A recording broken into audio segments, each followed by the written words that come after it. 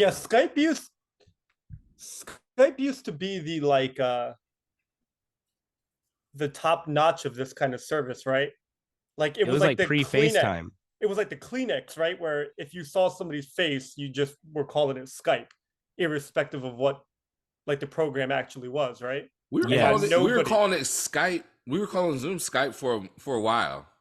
Like it was Skyping. Yeah. Like Wild. FaceTiming was called Skyping. Wild. What are they doing? What's Skype doing? No idea. Losing money. That's a good question. If we lose Zoom, we're going back to Skype though. Right. That's kind of what they're banking on, I think. They're like, we'll be here. We'll leave the lights on for you. I guess I should tell you guys what the hell this is you're listening to. This is a 5 on 5 podcast presented to you by Skype and directmusicservice.com. We do this every week. Promo code FIVEON. FIVE. We'll save you some bucks over there. Hey, and if you're watching on YouTube, go ahead and hit the like, hit the subscribe, and ding the bell every time we drop a video. It's just that easy. It's just that easy. We're back with another episode. A lot of good feedback last week from the Psalm 1 episode. Psalm is a fucking legend. You know, I was thinking back upon that interview, and before we get into this week's episode, are we all Project Pat?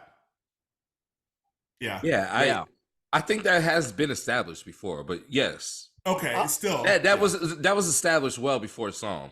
Greg, are you Project Pat or Trick Daddy? I'm Trick Daddy. and for reasons. I was just really, really into Take It to the House when it came out. Like, not just the song. Not just a song. I could probably write the script for Take It to the House from memory and film it with us four and get damn close to it. I wouldn't be opposed to this. Who's playing Trina? I'll play Trina. I mean, I know the parts better than anybody else. I know. Why don't you play all 4 parts, Greg? I like that. A real nutty professor. Yeah. and on top of Take It to the House, In the Wind. And it's funny because I just finished the Psalm 1 interview today, and I liked Sugar, man. Yeah, that song with CeeLo Green and Ludacris, primarily because of how great Ludacris was. Though I'm not going to act like Trick Daddy stole the show there, but Ludacris's verse there is pretty solid. And it's at the forbidden tempo. It is. Yeah. What is it? 122? No. Is it that fast? Slower. I think it's like 110. Well, it's 110 to 115 is like the tempo. No Man's Land. Mm-hmm. No Man's Land. I feel like. But Sugar is like. I'm gonna say Sugar's 120 because you play Sugar, and I play with Gossip folks. Dro in the Wind is the forbidden tempo. That's like 116, 117. I believe that. Yeah. Mm-hmm. Yeah. Which I get those two confused. It's kind of like the same song. It's close. It's damn close. I'm one of your hosts, Phenom, down the street from Unique Lopez, down the street from him, Jupiter Williams. And our special guest today, we work with this guy a lot. In some form or fashion, we see this guy at least a couple times a week. He comes into the record store. I DJ with him. Neek DJs with him. Travis always sees him when he's out here in Vegas. It's Cousin Greg. Ladies and gentlemen, Greg. Yes. Greg Davis. Make some noise. Boom, boom, boom, boom. Boom, boom, boom. Thanks for having me. I appreciate it. Cousin Greg. I love This is overdue. Greg is a constant in all of our lives. Yes. And it's about damn time. As someone that's listened to the show, one, I'm surprised you want to be on it. So thank you for joining us. And two, it's long overdue. And we're glad to have you here, man. How are you? I'm great, man. I'm great. I feel like we've had this podcast before, just not recorded, which I guess is what separates a regular conversation from a podcast. But I mean, I've definitely had hours with you guys about a myriad of topics. So this will be fun. Yes. This will be fun. It's kind of been like one of us is DJing, podcast topic comes in, we start kind of having an aside. The booth where you guys play at We All Scream is very good for that little seat next to the booth and the conversation back and forth. And not many booths are like that without it being awkward, but they should. You can just be like, yo, look at this guy. Look at this guy. that spot is gold. I I feel slightly more like a failure every time somebody sits there because I feel like I lost out on something because it's either sitting there or it's standing, which I don't want to do personally, or it's like sitting 700 feet away. So it's a good spot. By the ice cream store. Good spot. Yeah, you're out by the ice cream shop. Once you're over there, it's like you don't know what the hell's going on. You can, it's a different ball game. You and Neek have been DJing together for how long now? How long has this relationship been budding? 15 months, give or take. We started. So Neek and I, if my memory serves correct, and I believe it does, Neek and I were actually the first DJs at We All Scream. Only because I think the Cone opened an hour before the back patio opened. I believe it was like 10 o'clock and 11 o'clock. My memory could be a little faulty. Okay. No, you're right. It was. But it's funny because Neek and I knew each other passively at that point. And we both got a completely different descriptor for what our Friday nights at We All Scream were supposed to be. No way. So it was. So I showed up with like The Weeknd and Dua Lipa, and Neek showed up with like house stuff, and I had zero house experience whatsoever. So I was just like, all right, we're gonna give this a go. And so without Neek, I would have never known how to spin house music. And it's funny because I'm pretty certain at the beginning, Neek was like, oh, the fuck am I doing here? And now we've done probably has to be 100 gigs together. Has to be, right? Yeah. So yeah, we met probably right before the pandemic, then started seeing each other a little bit after the pandemic, and then in May of last year started DJing at least once a week together. Now it's at least twice a week together. So now, how long have you lived in Vegas? Oh, I mean, for the vast majority of my life, even if there's like moments where I'm not here. I mean, I went to middle school in Vegas. I went to high school in Vegas. Like, Vegas is home. Vegas is home. And the Philly ties are. So if you guys want the story, I was born in Mexico. I won't give you the reason why, because that's a completely different story. But I was born in Mexico. My parents were from Philadelphia, and when I left Mexico, my first city to live in was Philadelphia. I spent my summers in Philly as well as South Jersey. So like we would go to the shore down there. And I grew up with a very, very passionate sports fan for a mom. So it was Philadelphia Eagles, Philadelphia Flyers, Sixers, Phillies all the time. So even while being raised in Vegas, I was still raised in the Philly culture. Right.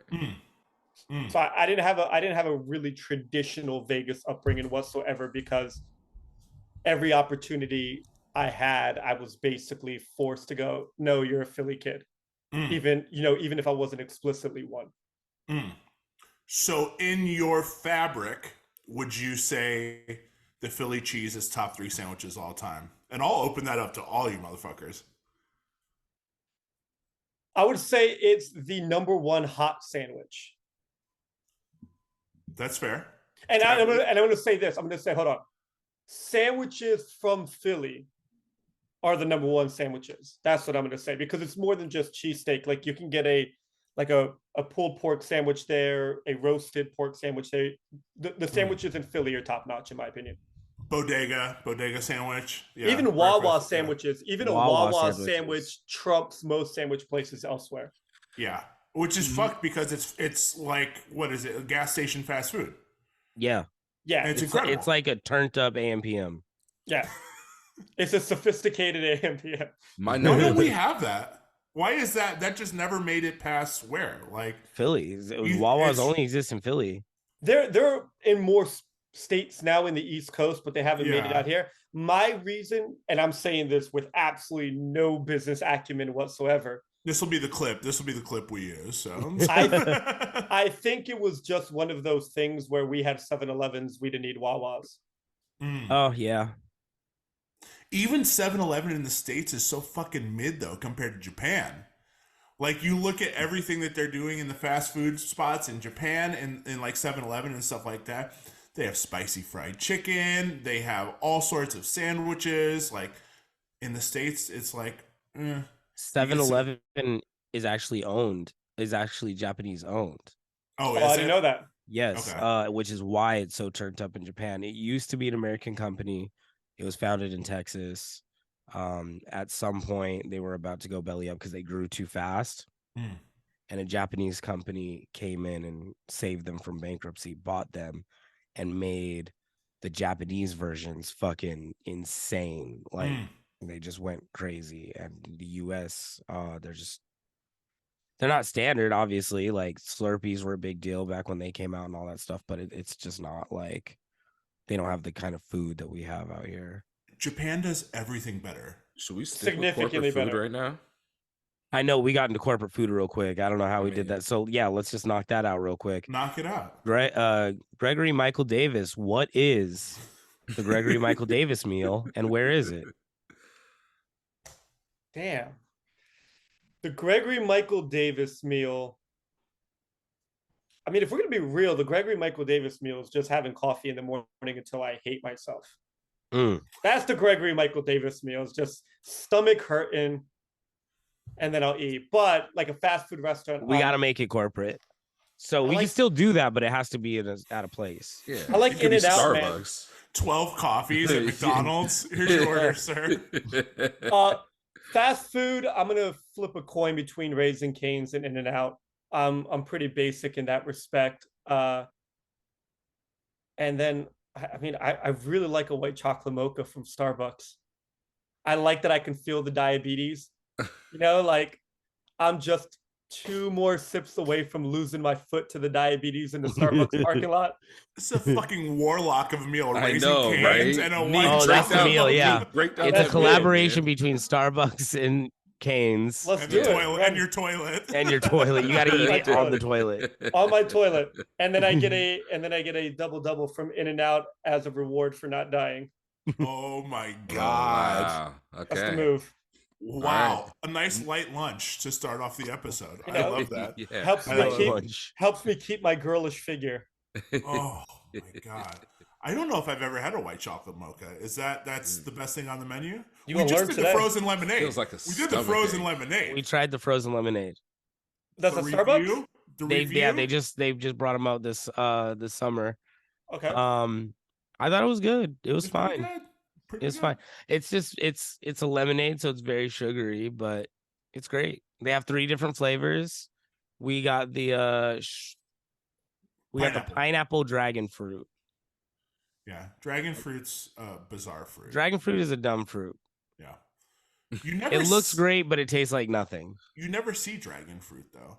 I haven't been like walking down the street and go, oh, fucking dragon fruit. There it is. You can see dragon fruit at like Trader Joe's, I think, or Sprouts. They have them at Sprouts, and they're very pretty, but they're bland. They don't taste like anything. Yeah, I have no idea what a dragon fruit even looks like. It's like a pink. It looks fake. Like it looks like an anime fruit. I would not be able to pick out a dragon fruit in a fruit like prison lineup. No, would not be able to. If you saw it, you'd be like, "That's not normal." It looks like something you look at under a microscope. Like it does. That's like exactly what it looks like. A cell or something. Like an amoeba. It looks like an amoeba. Yeah, like a human amoeba. That's a dragon fruit. Oh yeah. Could be dragon fruit. Could be COVID-19. You don't know. Does not look delicious.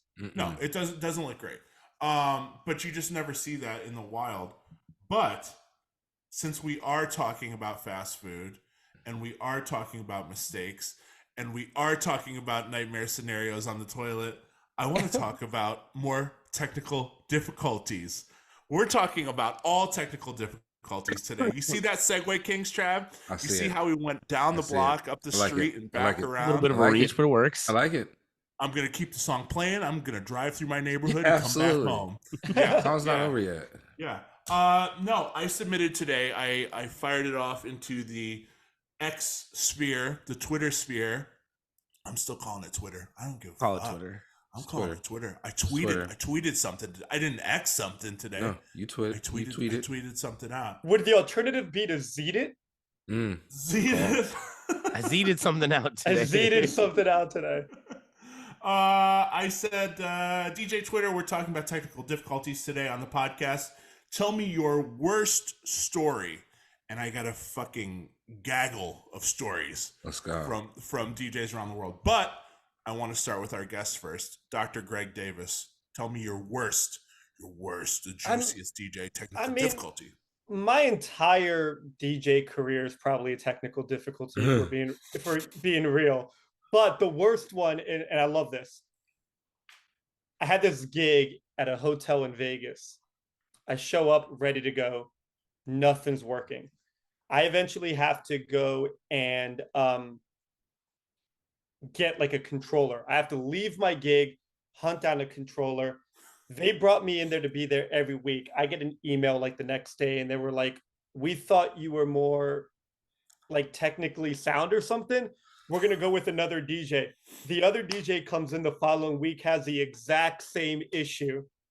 Love that. Can't perform at all because he can't just go grab a controller somewhere. And they messaged me back and they were like, hey, our mistake. We'd like to bring you back. And I was like, basically, no, thank you, but very, very tongue in cheek.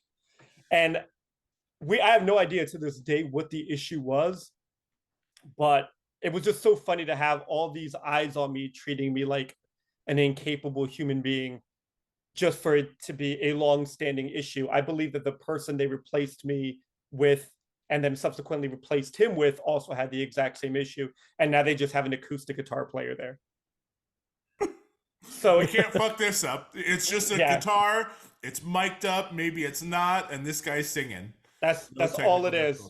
That's all it is now. That is fantastic. And we had everybody. I had P Dot on FaceTime. I had shout out. Everyone calls P Shout Dot. out. Yeah, for real. Like, yeah. So I had P Dot on FaceTime. I had like 2 AV techs from a different company like on the horn. And we like tried to Royal Rumble it, like 30 people trying to fix it at one time. Nobody could. So I just got the controller. Ended up doing like a 45-minute set because it was meant to be 3 hours, but by the time I came back, 45-minute set. And for nobody at this point, it was like, I was just DJing for the person who could not fix the issue. It's ultimately what just to show them like, hey, it's not. Yeah, like I can play a song. Here's a song. Here's another one. But that's the worst one. And it gave me just like, I was borderline ulcer from anxiety. Yeah. Just, it was bad. It was not fun.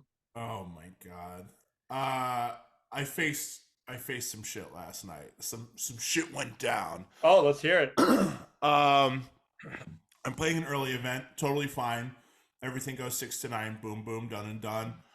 They reset the room from 9 to 10:30. It was an hour and a half reset, but I kept music going, and my computer went into sleep mode. It went with the screensaver up, but the music's still playing through Serato. And then we go through the reset, and then it's time for me to hop on again. And usually, 10 out of 10 times, 9 out of 10 now, I restart my computer. I always restart my computer before I do a DJ set, no matter what's going on, kind of give the computer a fresh start. And I didn't do that last night. So I was like, oh, I'm good. I'm just going to, fire this up. And music's already playing, so I'm just going to push my finger down on the computer, get it out of sleep mode, and run back into Serato and keep going. Everything's going fine for a while. So we get to peak time. We get to midnight, and a message pops up and says, your system is out of memory. You need to shut down something right now, which granted, I know I'm going to get a lot of flack. I'm going to get some guff for this on the podcast. I keep my computer, it's a MacBook Air. I keep it with about 10 gigs free on my computer, which many would say that's not enough. It's not enough. Many would say. Many would say that is not enough. But I usually have no issues. I play night after night. I play 4 or 5 times a week and no problems. It's a great M1. It does its thing. Mac, if you want to sponsor me, my email will be right in the messages, whatever you need. So I click out of the message. Fuck it. We're going commando. We're now. still going. We got one speed. I don't have a choice. The sound is over there. I can't, switch to the house sound real quick, blah, blah, blah. Yeah. Pops up again. Hey. And I go, okay, all right. This is a little alarming. I click out again. Subsequently, every minute or so moving forward, it keeps popping up. Now I'm not feeling as confident as I once was from clicking out, I don't care. Click, whatever. To, hey, idiot. Yeah, the last time you go to click it, it's like a hesitant click, just like, should I? Yeah. It's each time I'm clicking out of it, it's kind of like becoming more frail. Like, should I just move it to the side instead of closing it? Pop that window right up front there. And shit starts to go haywire. So starts doing the robot. Here's what happens. Did you get the red dot on the corner of your Serato? Oh, no. Yeah. I didn't get any of that. Here's what happens. I'm playing Beyonce. Shit, I don't even remember what song. Please be crazy. Get Me Bodied. Get Me Bodied. Ooh, are you to the dance part? I don't even know. I'm to the sweating my ass off part. Yep. I noticed that the song starts acting a little weird, and then it just slowly stops. It comes to a screeching halt, but very, very slowly. Fucking Shout out. Your computer said that's DJ enough. Screw. Yeah. Computer said that's enough, buddy. I said you don't have enough. I said. Click me one more time. Turn this shit off. I'm clicking on you, motherfucker. Click me and I'll click you back. So give the you the play screwed button, and chopped version of your computer. Yep. The play button is still illuminated. So I'm like, this is like, not good. I should be able to still go. No, I'm good. I can still go. And the track is in full stop now. And I'm like looking down. It's peak time. Place is packed. And it's God. So the other side is still playing. Because mind you, I was mixing in the other song when this shenanery happened. Oh no. No, I'm train wrecking. I'm tapping hot cues. I'm jogging the wheel to catch up. I'm like, no. We're not gonna die here. We're good. Come on.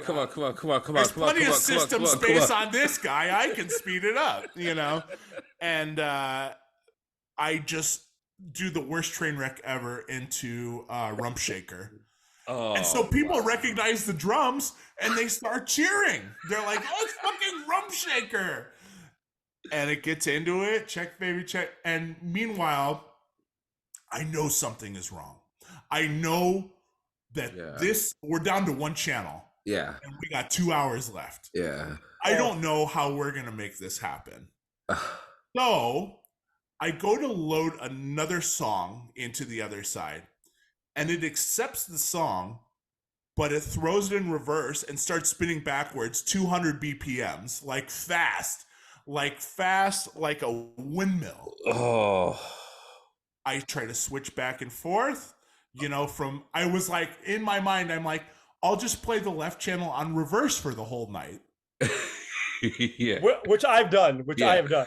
Yeah. Like, why walk to work when I can crawl to work? Oh, like if you so for example, Greg, if you put it in reverse with the keyboard on accident, you just throw the CDJ in reverse. Yeah, sometimes that's just the quickest. Sometimes you'll go to search and you'll press A. And you think you're typing something in. Yeah. And then you just flip that bad boy up really quickly. That is so funny. I've done that exact same thing, not realizing how to get out of reverse. I mean, I've never done it at 200 BPM. You know, you probably could have just played a Missy Elliott song and it would have played the lyrics the right way. God, why didn't I just do that for 2 hours straight? Yeah, that's it. You know, none of this would have happened if you were an acoustic guitarist. Bingo. Bingo. Bingo. God damn it, Greg. Why did I have you on the show, Greg? God damn it. I'm just here for logic. I'm just here for logic. And then I grab somebody, I grab one of the servers, and she looks at me like I'm from another planet, you know, and I was like, you gotta switch over, play a real banger song. My computer's fucking on the fritz, whatever. Her DJ responsibilities. Yeah. Like, what song should I play? She's like, I don't know. I'm just gonna turn it on. Whatever's on's on. Yeah. And so she's like, oh, I'll have to grab somebody. And I was like, we got no time. I'm looking and I'm hearing, and the song's starting to cut in and out, and I know I'm down to one fucking channel. And I'm like, okay, cool. So I grabbed the bar back, and I'm like the bar back knows his way around all situations here. That's true. My thought was the bar back is probably a DJ as well. In most cases. Yeah. You're not wrong. Honestly, lately that's been the case. You know? The show has taught me not only do they bar back, they're also a really competent DJ as well. Exactly. So I grabbed the bar back, and I'm like, dude, I'm fucked up here. I need you to switch over. So he switches over, and it's a playlist. So they're not running like Spotify. It's just like get what you get. And it's if you are what you say you are. And right from the chorus. And I was like, okay, totally different vibe, but we'll work with it. You know, we're pretty close in BPMs here. So that gives me a little bit of time. Such a slow song though, and the crowd is like, what's going on? I restart my computer and ended up pulling it off and hopped into Cuff It right out of that as the song was ending and saved my ass, and then got tipped out later on in the night and just gave that money to the bar back. I was like, dude, you're the man. For the Lupe Fiasco addition to the evening. Yeah. The Lupe Serrato Fiasco. But with that being said, we have a myriad of stories to read here. I'm just going to read a couple. Trav, Nick, do you guys want to throw in a technical difficulty real quick before I read other people's?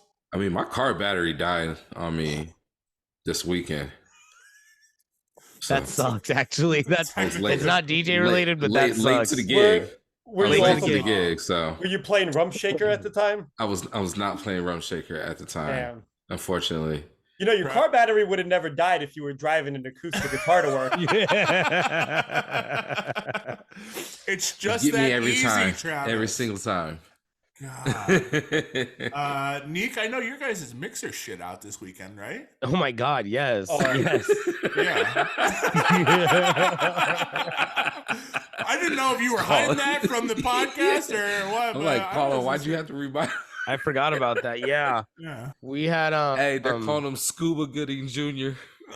Oh, I saw that. I saw that today. It's so good. We'll get into that my God. later. So the mixer. We've explained it before. Our company is owned by many. Our club is owned by a company that owns many of the clubs on the block. So the DJ gear is kind of like all shared. It's communal. It's communal. So we have at least one CDJ out of like the 13 or 14 we have or whatever has a faulty jog wheel that hasn't been fixed yet. And we start the night off with that one. We're like, we need to swap this out. We're doing instant doubles. This has got to go because we can't scratch. So they swap it out. Maybe, I don't know, an hour later, 2 hours later, the mixer just turns off. It just powers off. Inexplicably. Inexplicable to this day. And so what I guessed is that there was a short somewhere, like something wasn't plugged in all the way somewhere in the line, and it made the mixer go into power saver mode. Yeah. Like as if it like had a short. Because I had to unplug and replug it and hold the sleep button, or the wake up button. It was a whole thing. Meanwhile, sorry to interrupt. Meanwhile, people are walking by us going, "Come on, DJs!" Of course. It's not my fault. Yeah, there's no DJ booth more accessible in the United States than the one you guys play in every Friday and Saturday. We are with the people. Absolutely. Yeah. And like they were treating us like at some point in our set, I looked at Nick and I went, "You know what would really go off right now? Silence."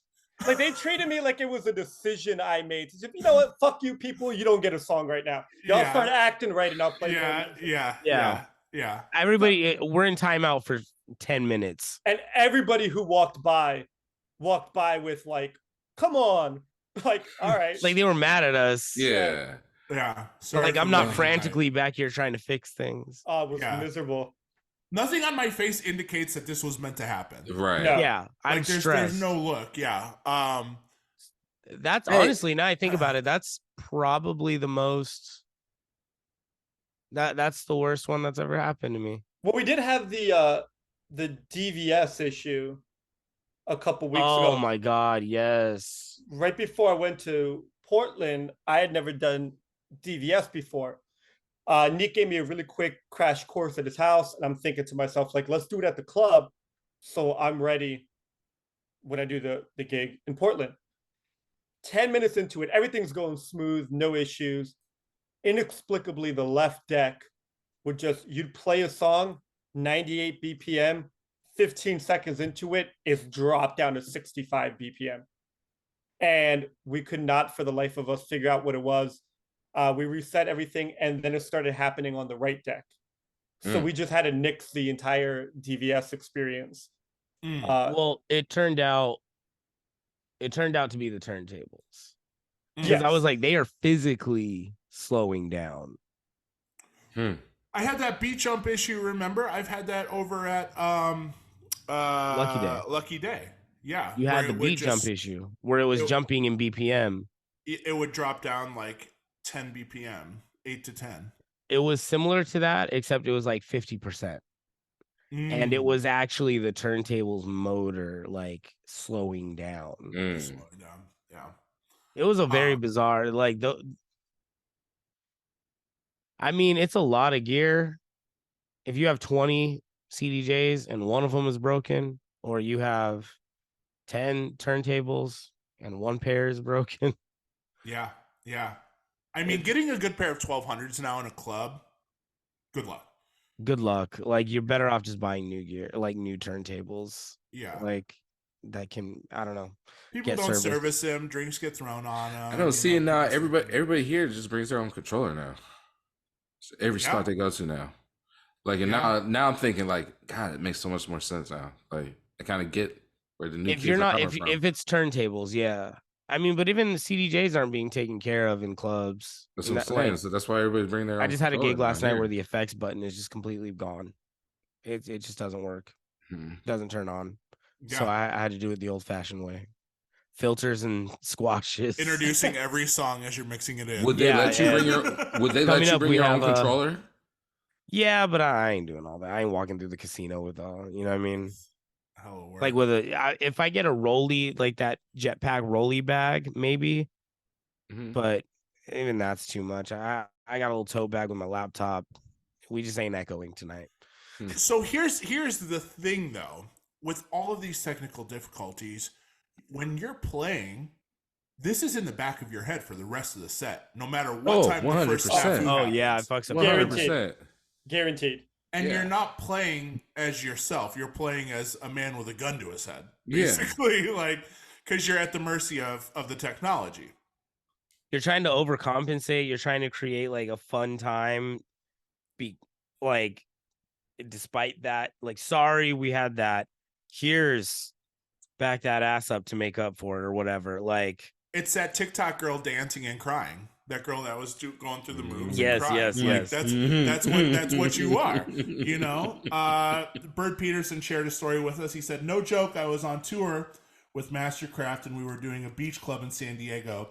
I go to eject the last DJ CD out of one of the CDJs. This is pretty much a timestamp here, gentlemen.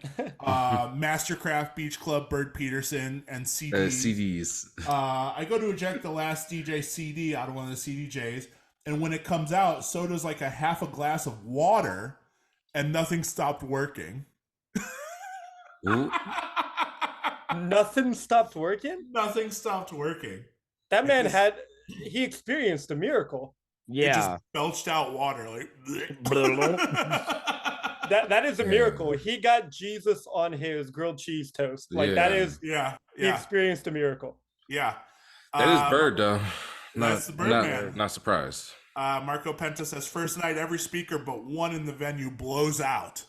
Every speaker but one blows out. Second night at the same place, the mixer shuts off to a slammed room at peak and doesn't turn back on at all. Management runs up to me and says, "Oh no, not again." Everyone except for maybe 15 people leave as I try to replace it. Rough.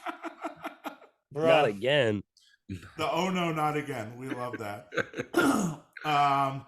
Nico Fresco says, I played a 60th birthday party early on in my career with one of my mentors. He does his quiet dinner set but allows me to start the dance. Second record in, blam, blew a fuse, and the equipment starts smoking and browning out the hotel room floor. Embarrassment is an understatement. Oh my God. Egg says, Halloween night, the Rain 62 reset multiple times. Dead silence probably 10 times that night. The thing wouldn't stay on longer than 15 minutes and the crowd booed me. Boo. Yep. Oh. After the first time, it's fresh in your head. Yeah. You're like, this is just who I am now. Yeah. 10 times? Damn. Man. Steve Rydell, Hood Internet DJ'd Notre Dame had us play their campus venue, and it really went off. So they booked us again to play their entire graduating class, who were not fucking with us at all.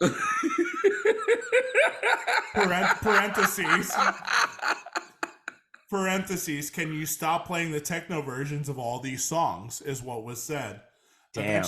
Eventually we gave up and let the people aux their phones for Oh. the graduating class, which was fine until people started getting phone calls.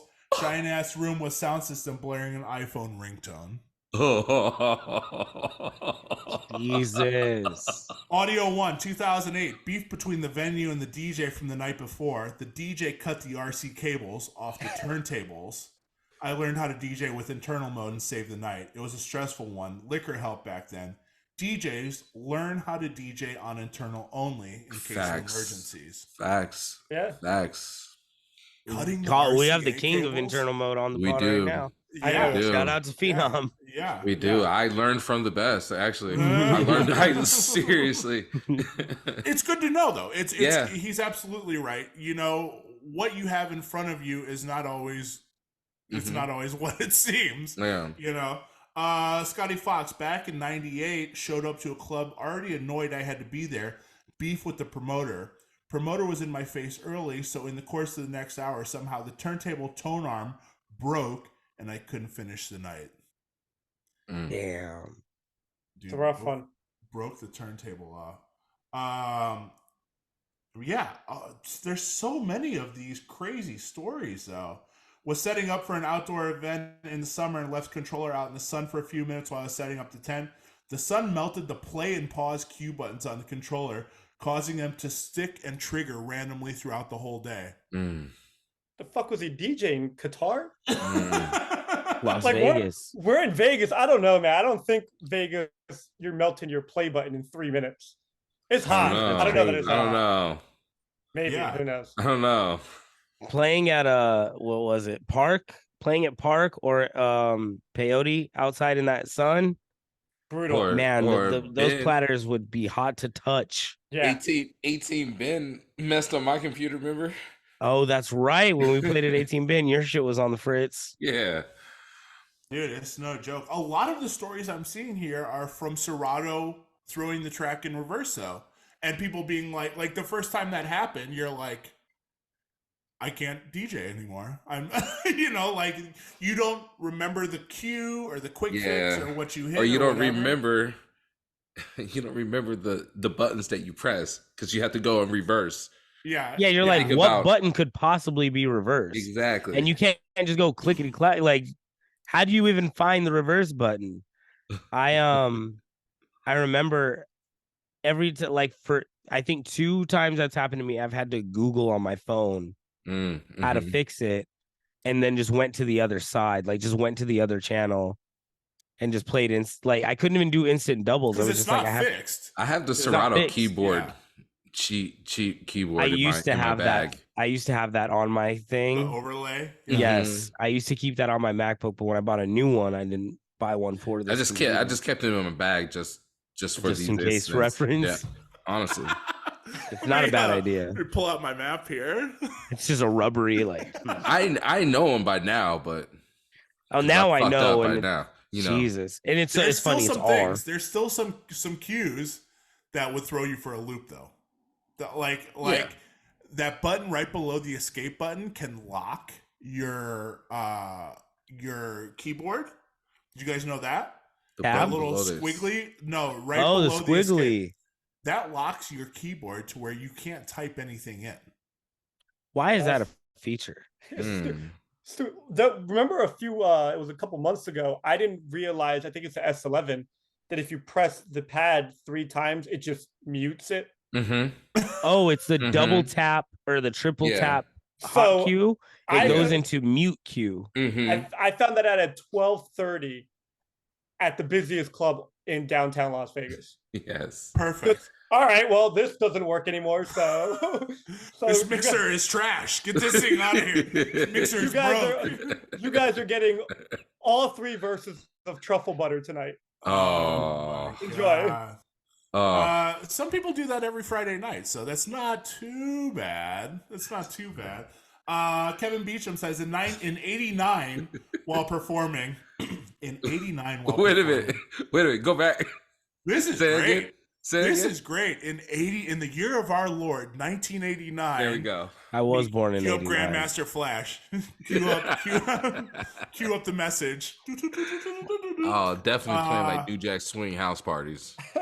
In 89, while performing, a rival crew was working the sound and put full reverb delay only in the monitors. So the sound was messed up on stage. The crowd was yelling, "You're off beat." Oh. Then the feedback made the mics blow out. I could see the crew snickering in the DJ booth. They were going to cancel the rest of the show, but I was so mad I went home, got my own mics, came back, and offered them for the rest of the show. If we got to perform again, we did. I challenged every rival MC there to battle after the event, which became a show standard from then on. That's some 89 is so funny. Shit. This is some 80s ass shit. Like a rival crew sabotaged our show.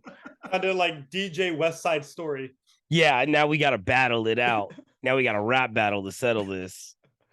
Oh my God. This motherfucker lived in Beach Street. Yeah. That was the real world. That really happened. Now we got to battle every show because of you guys. Warriors. Yeah. Yeah. What was this one? Guy Godfrey said, I played a gig in Scottsdale. My Serato kept losing signal like there was dust on the needle. I tried to clean the needles and broke both of them. Oh. It was because the monitor was sitting on the deck with the turntables. I played the gig on internal. The manager tried to fight me. Fuck, for breaking the needles? Or damn. I don't know. I like that audio one was talking about playing on internal, and somebody comes in the comments and says, I've never heard of internal.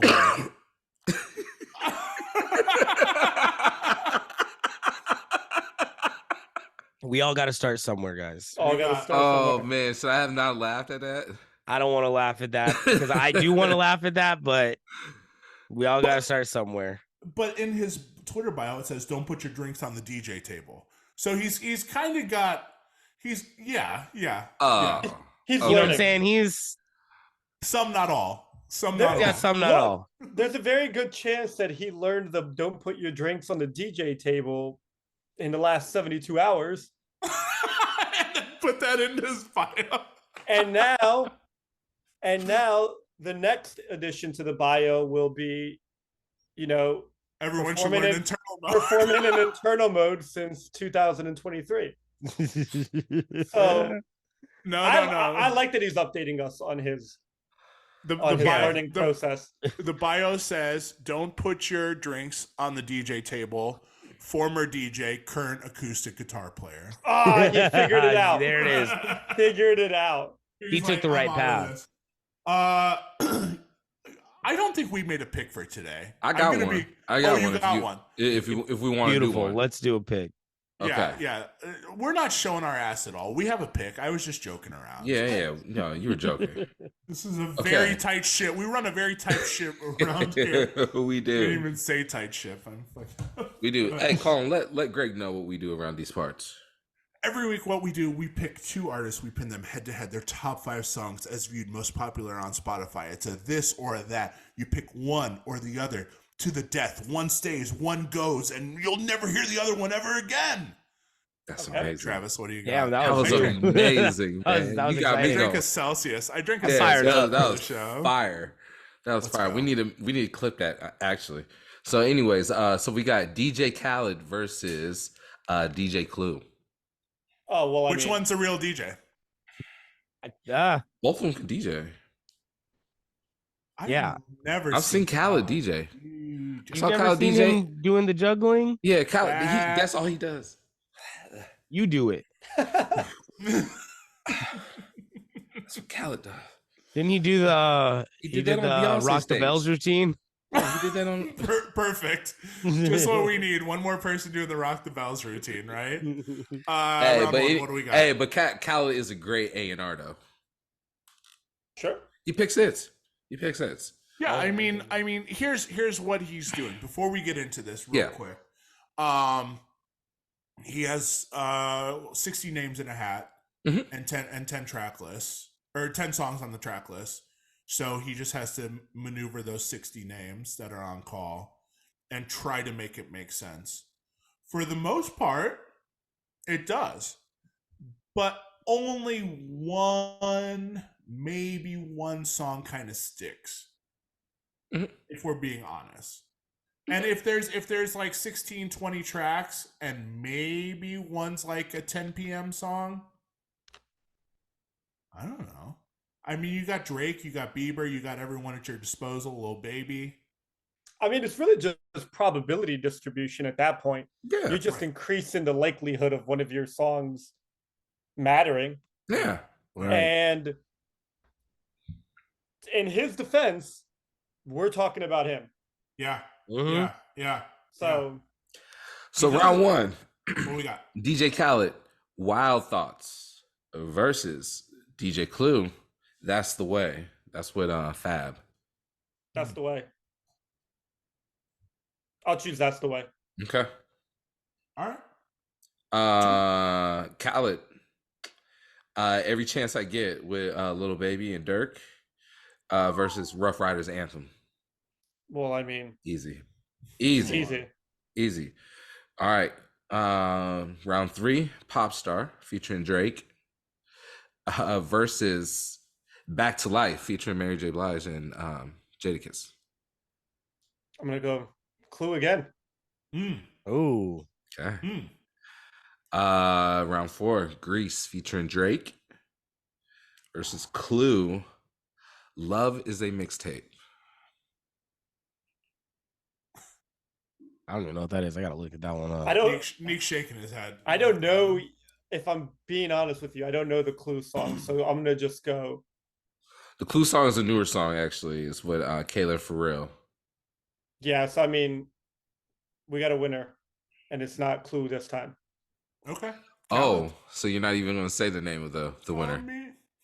Nah, no, I was trying to go 5-0 for Clue, but I mean I can't fake the funk.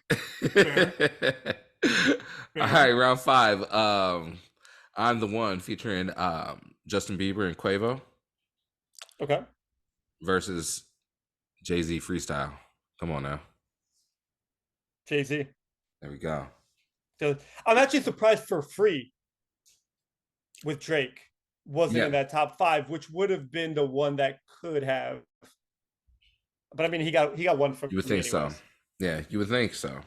Jay-Z freestyle, the Who Shot Ya? Yeah. Right? Yeah.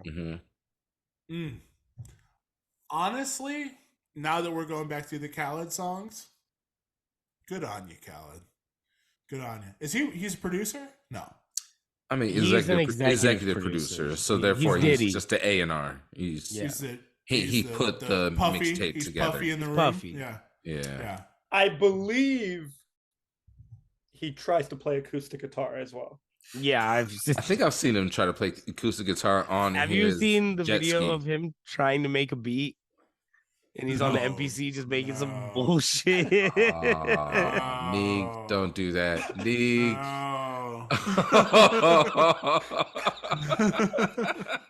He made some fucking preschool ass my first beat.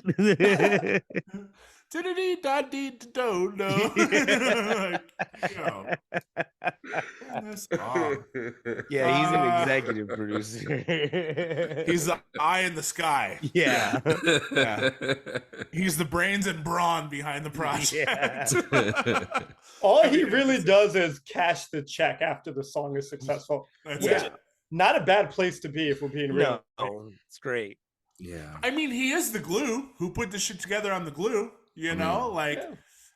But okay, I firmly believe that the Drake songs that Drake gives him are songs that Drake didn't even want to put out. Probably true. He's like, I didn't want this on the album, but it's good enough to put it somewhere. Yeah. I don't want to not put it out, but I don't want to put it on my album. I don't want it on my album. I don't want my name first on it. Yeah. But I mean, is that what everyone does? I don't know. I feel like it. You know what song I need to retire that I play occasionally? I don't know why I play it, because every time I play it, I'm like, this is too loud and it's not very good. And I just play it like at a room where I think I should be playing songs like this. I love this complaint. This song is too loud. It's so much louder than the rest of my library. And it starts with Cal. The first vocal in the song is him screaming. All I do is win. No, that one makes sense to be loud and have him screaming. It's the Khaled and SZA song. Oh man, with Future? Yeah, wow. I think the one that samples too. Is it it samples Miss Jackson? Oh yeah. Oh, that one. Okay. Yeah, I know which one you're talking about. Us Against the World. Us Against the World. It's not great. And it's like it feels very like triumphant. It's not my favorite Khaled song. It's not my favorite. I'm like, every time I play it, I'm like, I gotta stop playing this song. How is All I Do Is Win not on that list? That's a good question. That's a great question. I don't know. Is that not the a algorithm should have that on the list. That's stadium music, man. Yeah. That's played at every sporting event. Yeah. And we are the champions for hip hop. And I would say the For Free is definitely the song I hear in the club more so than any other of his songs. Oh, and I understand that's just because of Drake, but I'm genuinely surprised that isn't in the top 5. Because you said you're going off of Spotify's top 5, right? Yes. Yeah, that's surprising. Yeah. We're gonna switch directions. We're gonna take you to the lightning round, Greg. Hey, why wasn't God Did on there? Oh, man has so many hits. I'm surprised what was on there. That's probably one of my favorite Jay verses. I like I'm the One. I don't know what it is. It's bad, but it's good. You lush. Bad, but it's good. Yeah. Well, Khaled for a while. Yeah.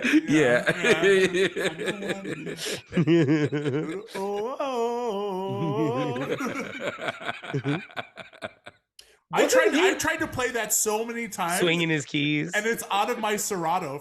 I deleted it at one point, but it's still listed in my Serato. So I'm like, oh yeah, I'm the one whistling down the sidewalk. I gotta play it, and it's not in there. Oh, I did myself a favor and deleted it, and I'm like, and you regret it. Yeah. Like, what do you say on the mic when you play that? Hey, hope everyone's having a good night.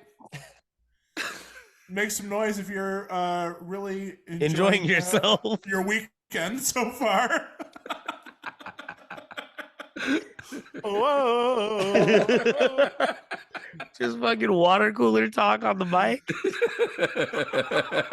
Hope everybody's about to have a good weekend. Let's Charlie's keys. Let's get it going. It's still, yeah, the gang's still strolling.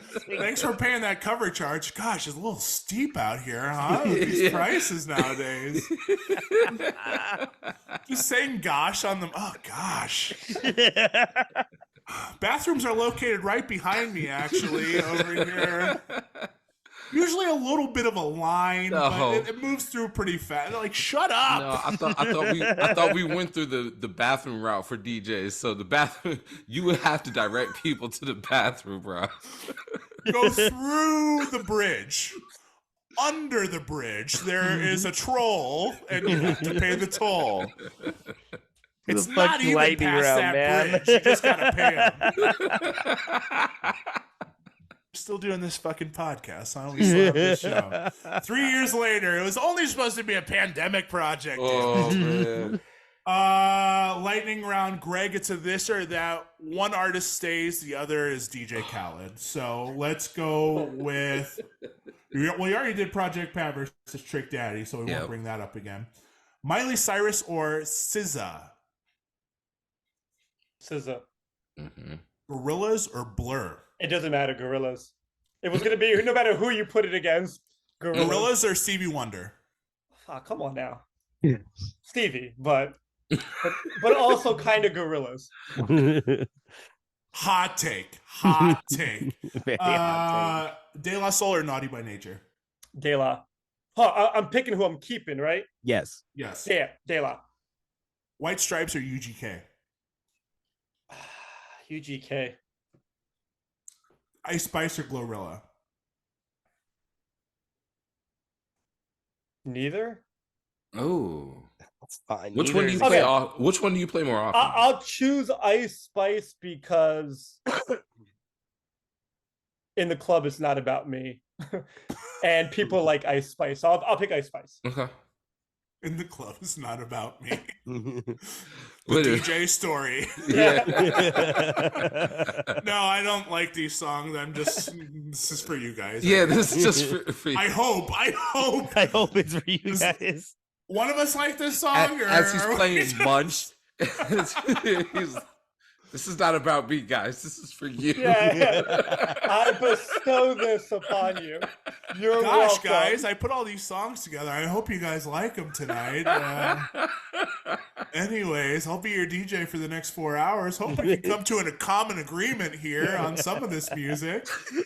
That's really what it is. It's you fighting with these people in front of you and being like, please accept this song that I come bearing as a gift. I don't like it, but I hope you guys do. That's me playing us against the world. I will say, Ice Spice has a lot of quality, like mashups that I've heard. Mm-hmm. So I will actually have more fun playing Ice Spice because of those quality mashups.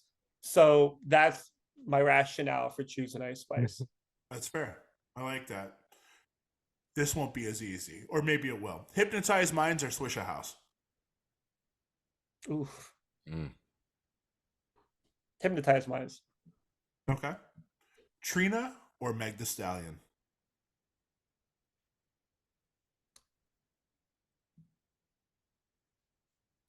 Meg's better, I feel like. I like Trina more. If I'm being real, I like Trina more. But Meg can kind of throw down. Mm-hmm. I'm going to choose Meg, but very reluctantly. Okay. We all know that she could take a shot, though. Yeah. She a thug. Meg's a thug. Meg's got it. Yeah. And honestly, I think Meg is fresh at times. Fair. I do. She is. I mean, body goes off 10 out of 10. And I still love Hot Girl Summer. I know that song was not written for my ass. Played it last night. I played it last night, too. Felt like a hot girl when I played it. Played it Saturday. Felt beautiful. Doors or Nirvana? Doors, for sure. Not even close. Mm. Not even close. You could have said Nirvana versus the girl who did that Friday song, and I probably still would have picked Rebecca Black. I'm the biggest Nirvana hater in the world. I want to make that clear. It just never worked for me. Okay. What? And I get so, I get so no. You can't just throw that. You can't come on this podcast and just throw out garbage band Nirvana. I need some stance to this, Greg. So I'm gonna say this. I grew up as a very, very true blue hip hop head. I listen to real hip hop. Everything you guys listen to is fake. I was that annoying dude until about 21. So maybe it's that. Maybe if I revisited Nirvana now, I would like Nirvana. But I can't tell you a single moment in Nirvana history that I thought was dope. I'm the biggest Nirvana hater. And I understand it's a me issue, not a Nirvana issue. Like, it's not one of those things. I would never say Nirvana sucks. Okay. Like, look at this guy. I wouldn't say it, but I'm a Nirvana hater, man. I just am. It's part of my personality. I get where you're coming from. It's on my Twitter bio. When I was Nirvana Don't hater. put drinks on the DJ table. Yes, I love Nirvana it. Don't hater. talk to me about Nirvana. Don't do it. When I was really into punk, I hated emo music. So like That's just any you, though. rock music that had anything like, and Nirvana in my mind was an emo band, like proto emo. So I wasn't in at all. And then I can see why you would hate it. Once I matured back into just liking music, I was like, nah, Nirvana actually was good. Like The coolest thing about in that Nirvana, phase, I fucking didn't fuck with it. I feel like Nirvana always kind of zigged when everyone zagged, which I thought was cool. Mm-hmm. Their first single was a cover of Shocking Blue with Love Buzz. Like, that's fucking great, you know? I don't know what Nirvana would be now had Kurt still been alive. I don't know if they would have stayed together. What if they turned into like a Foo Fighters acoustic type band? guitar? That'd be a crazy Acoustic guitar. Okay, so here's what I think about Nirvana. Nirvana is, in my opinion, the Rasputin of the music community, where the story is more interesting than the reality of it is. And that's, again, from a person who's not very well versed in Nirvana. I wonder if Kurt stayed alive, if Nirvana doesn't just fade into obscurity. So what I mean by like the Rasputin thing is everybody Nirvana knows... would have turned into Foo Fighters, right? I mean, potentially. Potentially. Foo Fighters kind of came because Nirvana. That's what I'm saying. Died.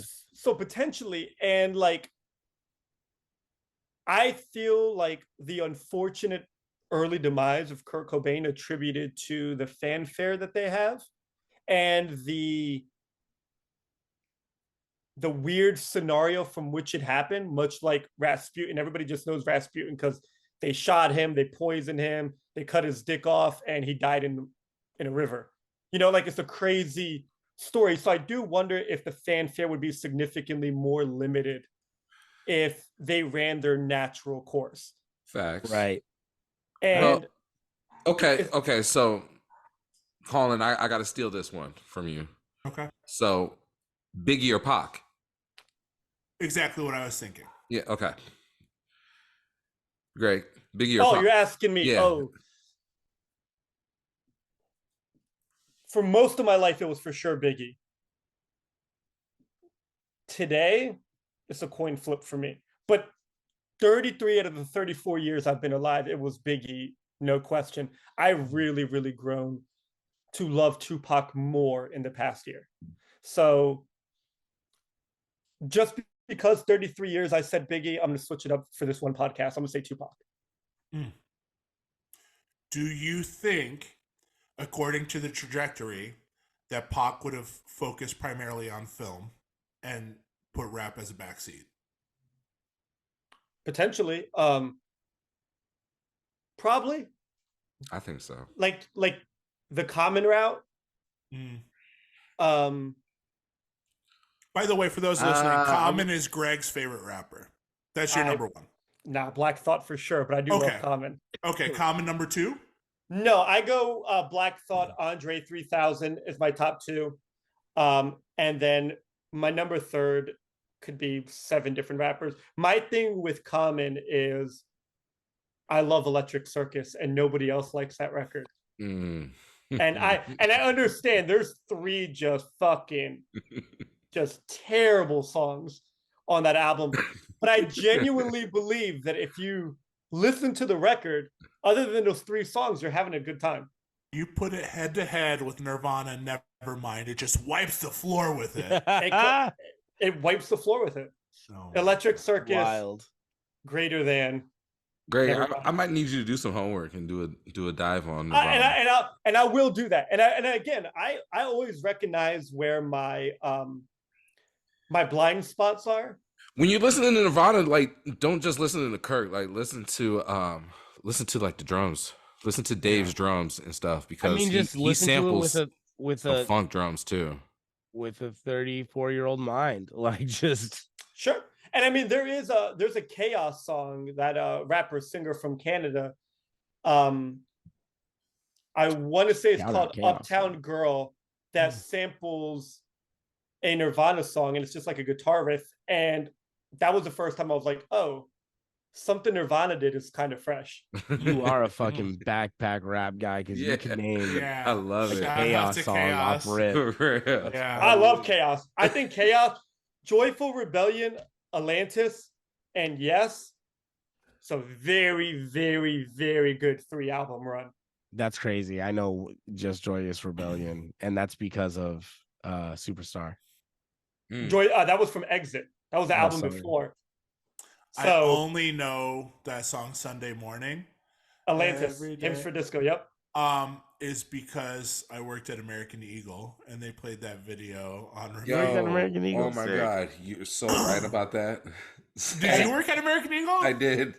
Oh wow. Bro, I was slinging those women jeans like it was nothing, bro. The boyfriend jeans. Section. Boyfriend jeans. Yeah. Wow. I never knew that about you. Yeah, man. This is why we do this podcast. That's why we're here. 5 on 5 podcast presented to you by American Eagle and Aerie. Affordable lingerie for the everyday woman.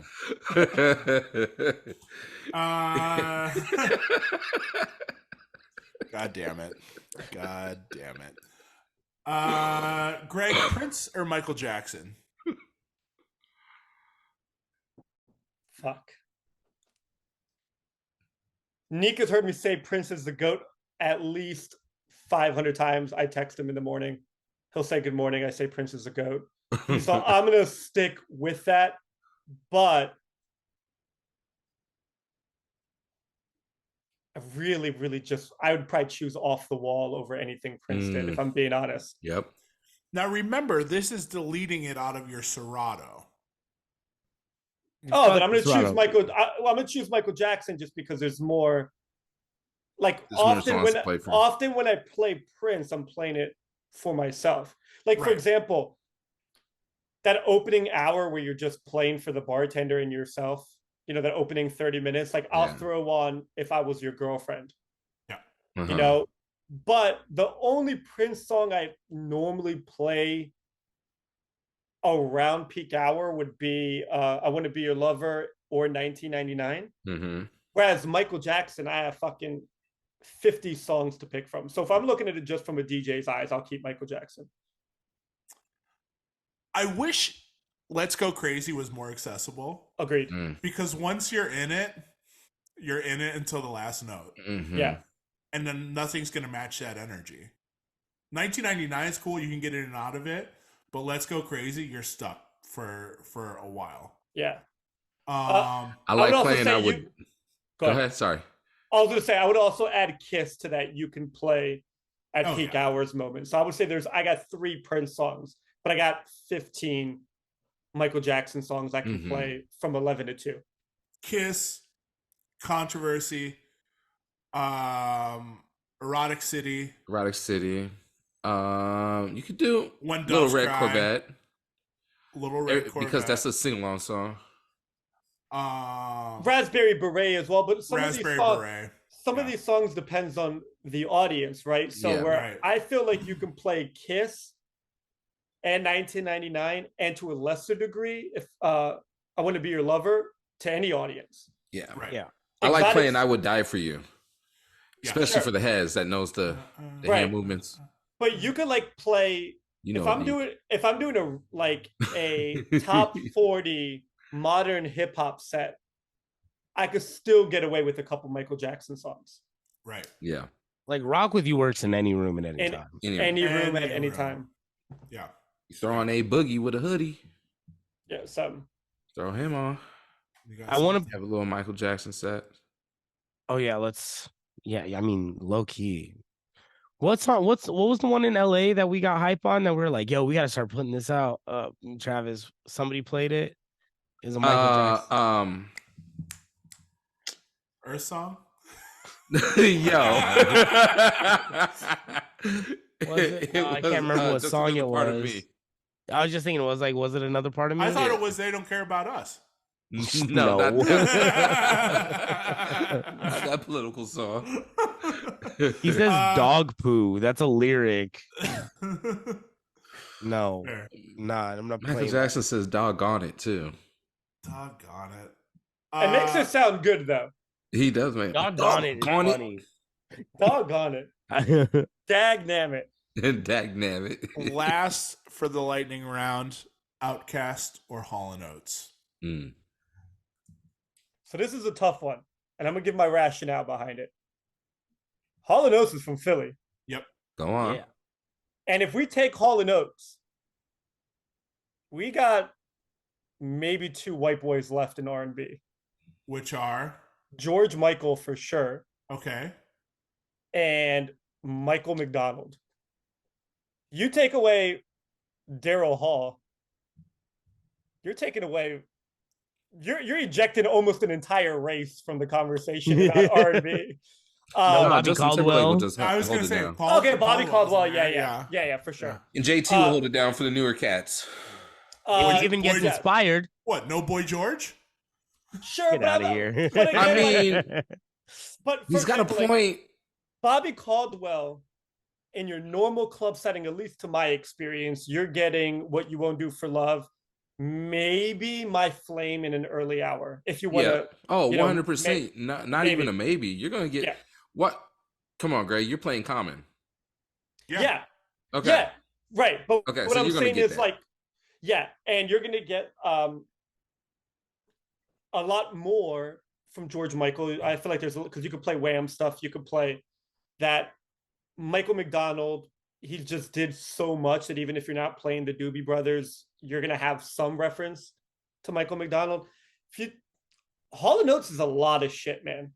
Yeah. Like a lot of shit. You can do a lot with Hall & Oates. If you take Hall & Oates away, You don't get Method Man. Mhm. You don't get De La Soul. Mhm. like you don't get Coffee Brown.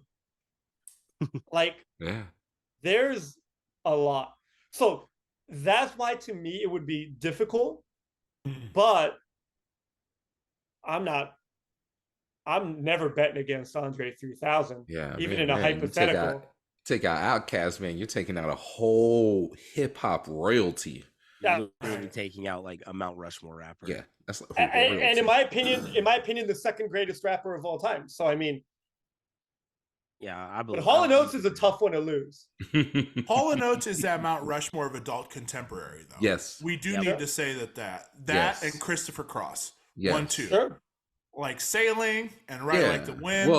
Well, okay. Let's agree the Trinity then. It's the Trinity plus Hall It's & the Oates, so Trinity. there's 5. Yeah. Yeah. Yeah. Trinity, for those that don't know, the Holy Trinity in this house is Michael McDonald, Christopher Cross, and oh my God, I almost said Kenny Loggins. I almost said Robbie Dupree. Oh, no, what? Neek. What? No, it's because of the conversation we had. In this house, Nah, Robbie Robbie Dupree is our savior. No, he is an Why don't you honorable mention. why don't you sail away with that opinion? I'll sail right into the ocean with myself and never return. For those listening that haven't gone on that Robbie Dupree deep dive, boy, you're gonna have a fun afternoon. Oh, it's a good You're time. gonna have a real fun afternoon. It's a good one. I want to I was pivot. mad confused about Robbie Dupree, man. I was like, He's a biter, dog. I'm like, what is going on here, boys? Going to a yacht rock deep dive. He was like, this song sounds great. Here's one of my own. Yeah. He came into the studio and played that, and people are like, yo, you going to tell him or what? He definitely wanted to be a part of the Holy Trinity, man, and made it 4. He's like, just us guys. Just us. They're like, it's a Trinity. It's a Trinity, man. There's only Trinity. He wanted in. Just us guys. Robbie Dupree. And, oh my God. Yeah. Robbie Dupree and the Trinity. He's the leader now? Yeah. Jesus. I want to pivot to movies real quick. Specifically, I want to talk Oppenheimer. I knew it. Let's go. go. I haven't seen it yet. I haven't seen it. Now, the reason I want to talk about it, spoiler alert, it actually happened in real life. Yeah. What? And the reason I want to pivot this is because, man, it's hard to put Greg on a pedestal in a spotlight because he wears so many hats. Mm-hmm. But I think my favorite Gregory Michael Davis hat is Gregory Michael Davis, the physicist. All right. Yes. Yes.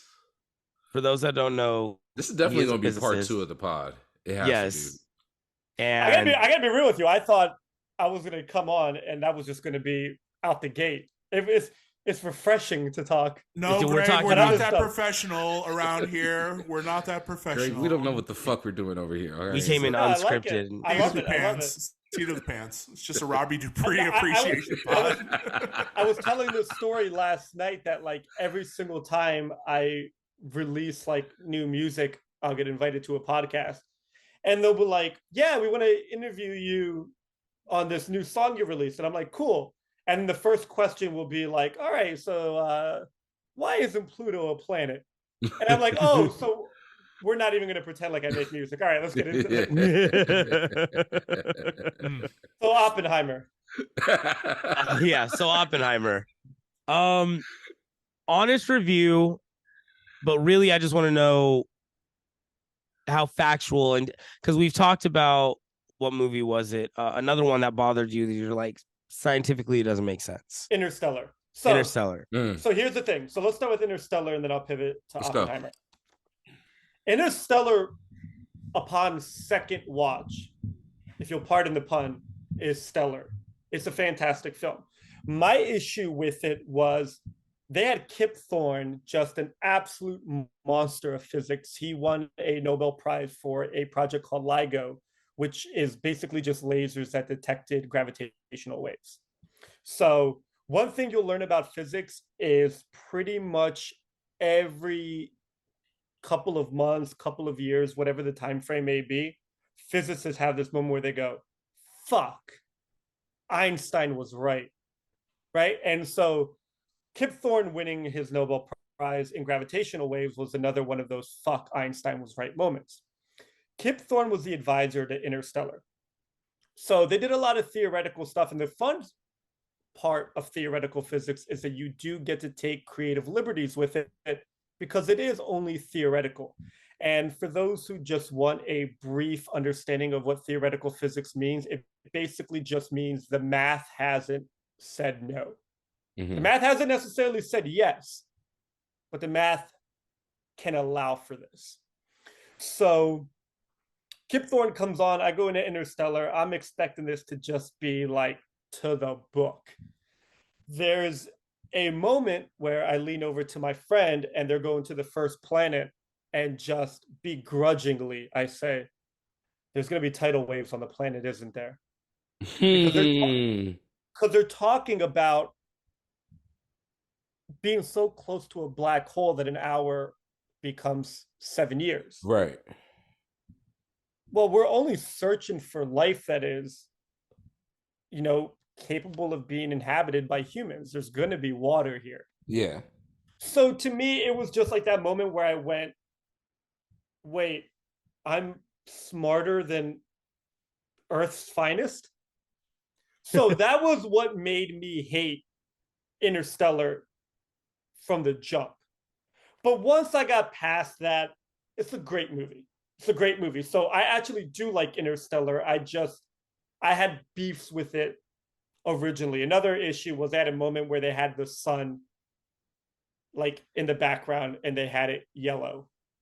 Sun's not yellow, it's a white sun. Our sun's white. Right. It only looks yellow because our atmosphere takes the blue out of it, and that's why you have a blue sky.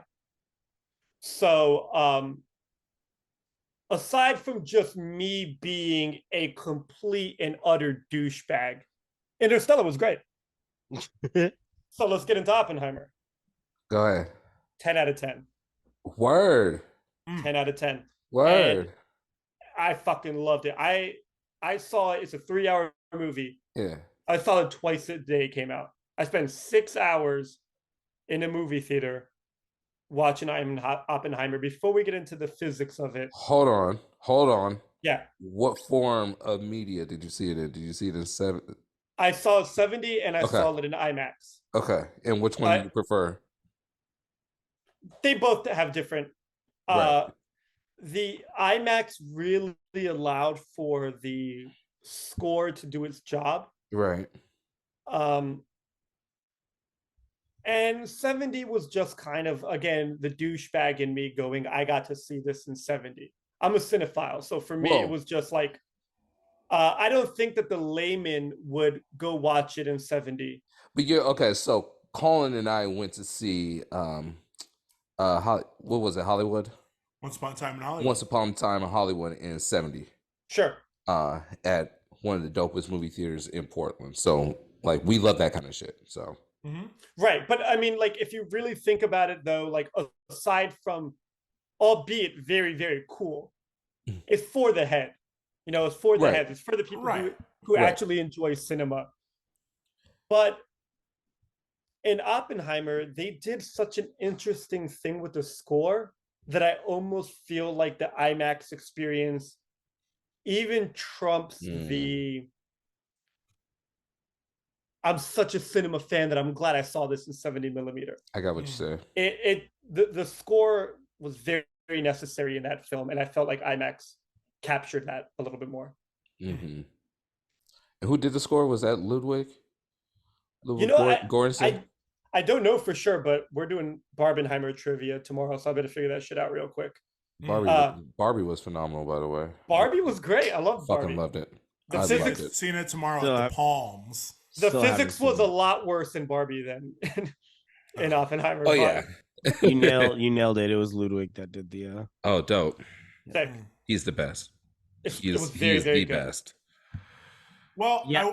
I want us to get into some of our questions too, some of our housekeeping questions, because I know that we're already an hour and a half in, and Greg, we could talk to you for 5 hours, obviously. There needs to be a second episode, obviously, because I want to talk more solar system stuff. I want to talk more universe. I want to talk more planet stuff. I want to talk music. Yeah, I was going to say, I also want to talk about your music. Of course. Yeah, you know. Oh, no, I was just joking about that. Nobody actually has to talk about my music. No, but we actually do, because we are a music podcast. So.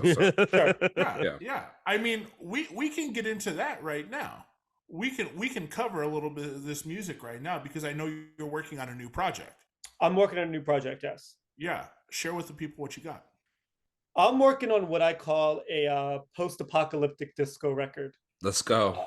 A lot of it. So I have to give a little bit of background information, and this will tie into the DJ stuff.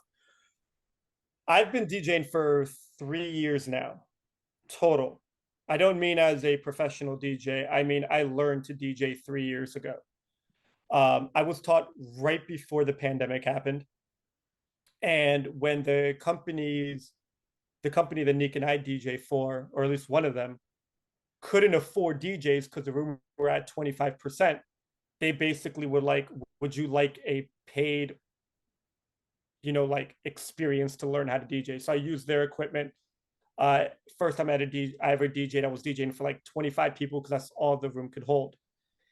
And I started off playing like throwback, funk, disco, stuff like that. And I was working on a completely different record at that point. But there was something about playing these songs that were meant to be for a hot and sweaty dancing room to tumbleweed. And I was like, I want to make a record that encapsulates the vibe of like, the world has officially ended. We're in a new world. And here's some music to dance through it all. So we started working on, again, a post-apocalyptic disco record. And I really wanted it to focus on just excess, whether it is excess in consumerism, drug use, emotions, whatever it could be. The entire theme of the record is just excess, too much of everything.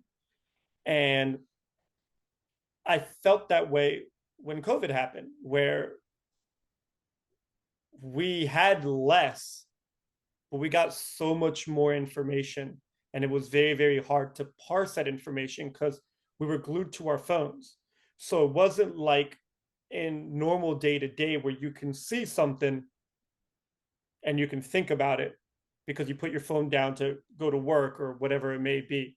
It was just rapid fire information all the time. So I felt like where a lot of people thought they had significantly less than COVID, and for a lot of people they did, I still felt like we had so much coming at us all the time. So that's basically just the story behind it, is just a lot excess and wanting to make a record. I mean, people, we learned through COVID, people are still going to want to dance at the end of the world. You know, they're still going to want to dance at the end of the world. So I just wanted to make a record that kind of more so than ever. There was still a band on the Titanic as it was going down. Yeah, it's true. You know? Yeah. I mean, so that's the theme for the record. Do you have a name for it yet? It's called the Powder Room. Ooh. Originally, I was going to call it This Part Is Simple. I wanted to do this thing where all of my albums were from a lyric of somebody that I love. My first record is called One Damn Song, which is in reference to David Bowie's Young Americans lyric, "Isn't there one damn song that can make me break down and cry?" And I wanted to do this record as a reference to the Talking Heads. So they have a song called Slippery People where they go, "Put away the gun, this part is simple." So I wanted to call the record This Part Is Simple. And as I made the record, I was like, this fucking doesn't work. Like, you know, it's kind of like that DJ thing where like, you can't just do stuff for yourself. You got to do stuff that actually works. Yeah. And This Part Is Simple didn't work. So it's now called the Powder Room. Nice. Expected release date? Yeah. The record will be done in a few months. I probably won't release it until late summer, early fall of next year. There's a lot of stuff I want to do with it. It's going to be a multimedia release. It's not just going to be an album. I won't get too much into it, but I'm basically also building a TV show around it. So it'll be, my first album was released with a book. My first album, One Damn Song, came out with a book that was basically the autobiography of the album, as though the album was a living, breathing human being. So it was the album talking about itself. This album is going to be released with a TV show. So crazy. We will start the TV show filming the entire building, the entire process. We will start that in the next month. And this is outside of the Writers and Actors Guild strike, right? Yeah, because so it's just you could get whoever. You can get whatever actor that you can get. I'm going to say this. I don't know that this will happen, but I recently found out that a porn star lives in Vegas, and I know nothing about this person's porn at all. Cap. But I know. No. Look. Nick knows I'm not going to hide it. I'll fucking come out here and start talking about it. I'm not a mince words kind of gentleman. But I found out that this porn star lives out here, and I want the first episode to star her. Because this TV show is going to be basically a sexual version, a more sexual version of Black Mirror. Okay. So a hyper-sexualized Black Mirror. And I came up with this desire a few days ago. So I'm going to have my people hit up her people. Yeah. And hope for the best. I love that. Hopefully the strike doesn't affect that. No, I don't think the strike affects this one. Yeah, no. If they're still shooting literally and figuratively. If anything, the writer's strike probably makes the writing in porn better. Yeah, I would think so. Yeah. Absolutely. So that's where we're at with the record. Hell yeah. Hell yeah. I love that. I'm excited to hear it, man. Yeah, I'm excited to see it. Yeah, and hats off to you for thinking outside of the box. I feel like one, you have to nowadays. You absolutely, there's no choice. I saw Travis Scott just did a rollout where if you spend $15 and purchase a live stream ticket, you get his album for $5 instead of 50. Which is everyone's coming up with these slick ways to manipulate record sales for the bundles. The bundles are now being accepted by Billboard.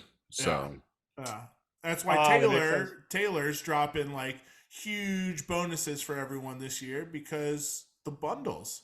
Yeah. Bundles are helping everyone slide, man, and get these ideas out. Some housekeeping questions. A couple of housekeeping questions that we do every week around here. We're filming a movie with Greg Michael Davis. Who is playing you in that movie?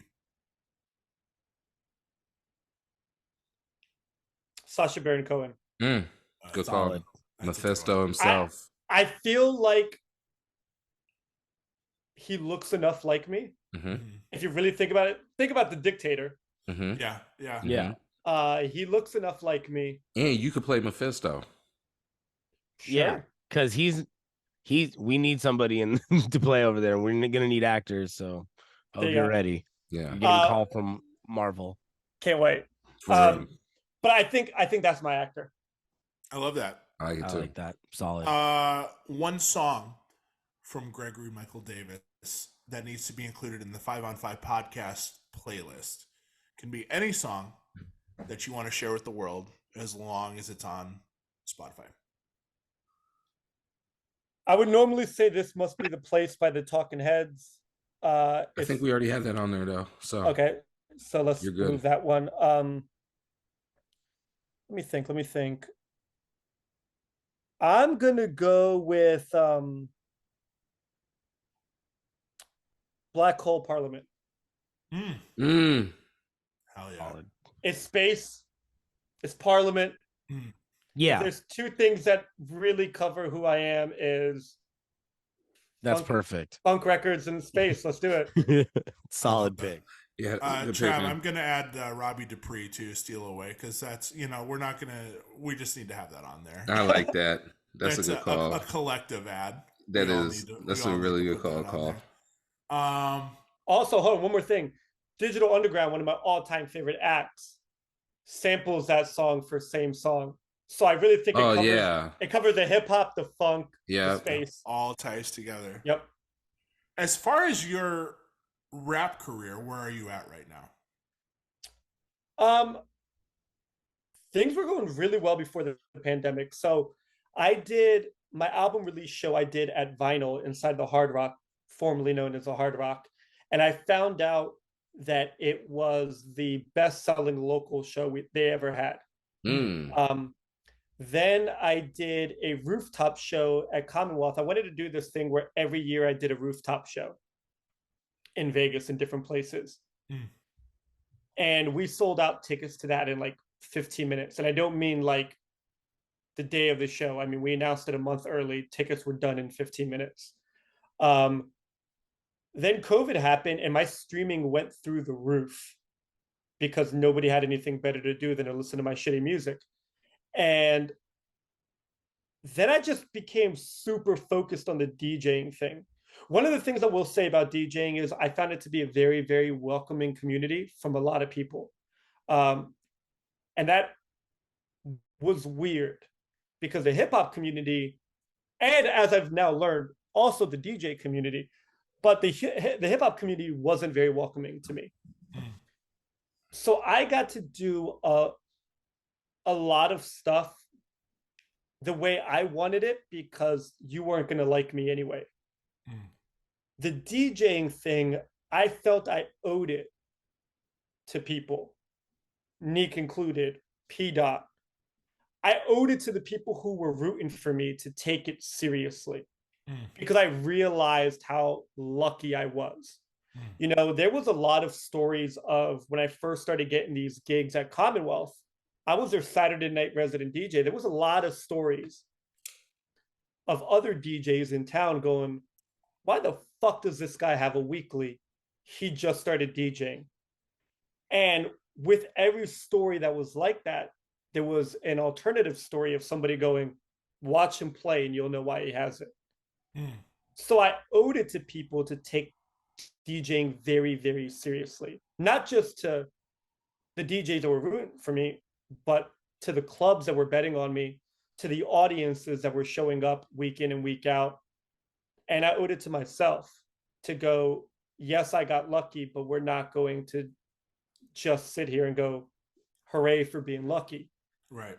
So because of that, I took the being a musician thing and put it on the back burner, which was actually incredible because now it's no longer me putting the pressure that I now put on myself as a DJ is no longer on me as a musician. So I just get to do whatever I want. I have a very, very different approach to this album. My previous album was very calculated. This album, I'm making the songs in the studio. I'm not showing up prepared. I'm capturing an emotion when that emotion happens. And I believe that I've only been able to do that because I took the pressure off of myself. But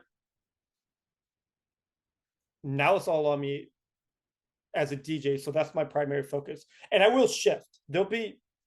People are going to see a very, very, very noticeable shift probably 3 months from now in how I present myself in what I'm doing, how I'm doing it, why I'm doing it. I mean, I'm always going to take the DJing stuff very seriously for no other reason than it's just a fucking good time. I love DJing. But there's going to be a shift with the music stuff. So to answer your question, sorry for the long response. The music stuff has been on something that resembles a sabbatical, and it will be for about 3 more months. And then we'll have more to talk about. I love that. I love that. Before we write out, one, I want you to tell people where they can find you, what project you want to push right now in the meantime while we're waiting for the next project. You can find me on Instagram, Twitter, GM Davis Music, G as in Gregory, M as in Michael, Davis as in Davis Music at. So Instagram, Twitter, GregoryMichaelDavis.net. I fucking hate everything I've done previous to this album. So what I'm going to recommend is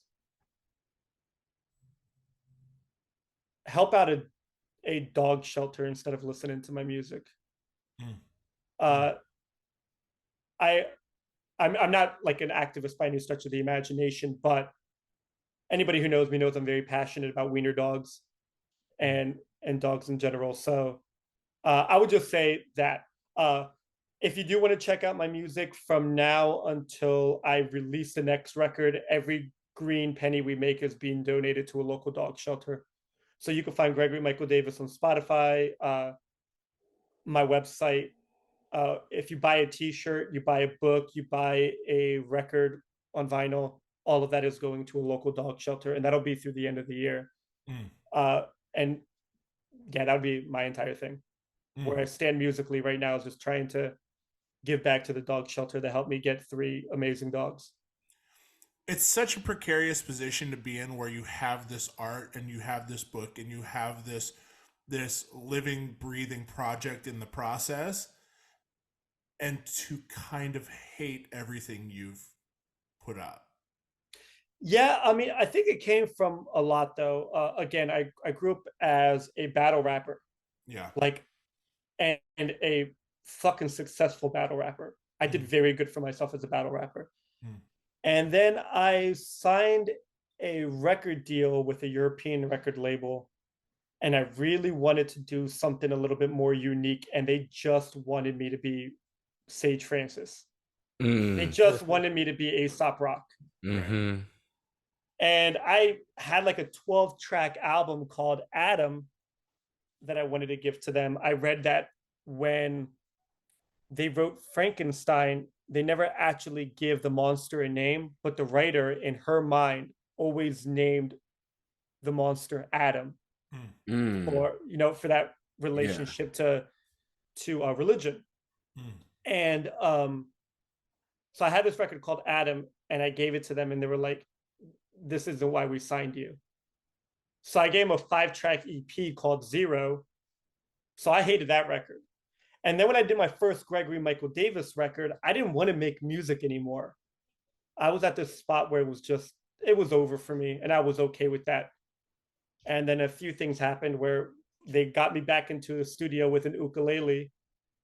And I probably made a record that I didn't have the chops to make yet. And I feel like, at least for me, it's reflected in those early releases.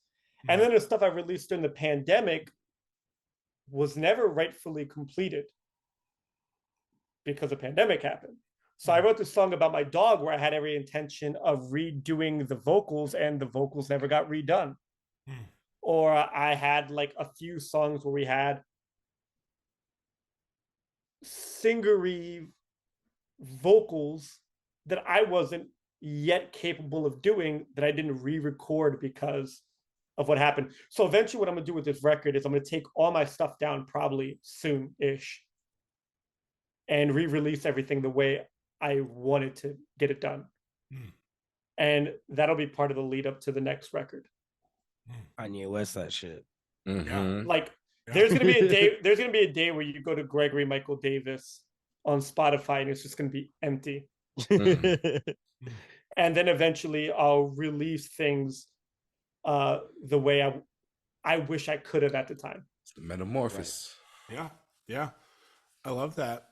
As we're wrapping up here, the conversation was directed towards your 3 years in the DJ game. 3 very strong years. By most standards, I would say anyone can agree this has been a success. This is a form of success in the DJ community. And everyone has different pictures. Everyone has different versions to them what success is.